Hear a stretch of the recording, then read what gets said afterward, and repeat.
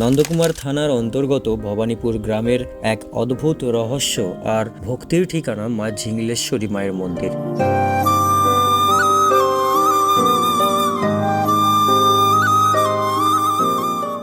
শোনা যায় এই মন্দিরের ইতিহাস আর অলৌকিক শক্তির কথা লোকমুখে আজও গর্বের সুরে বলা হয়। যা চাও ভক্তি দিয়ে মা নাকি ঠিকই পূরণ করে দেন। তাই মায়ের জাগ্রত শক্তি আজও মানুষের বিশ্বাসের কেন্দ্রবিন্দু হয়ে উঠেছে। প্রতিদিন হয় এখানে পূজার্চনা, দূর দূরান্ত থেকে ভিড় করে শত শত মানুষ, শুধু আশীর্বাদ নিতে, শুধু মনটা শান্ত করতে।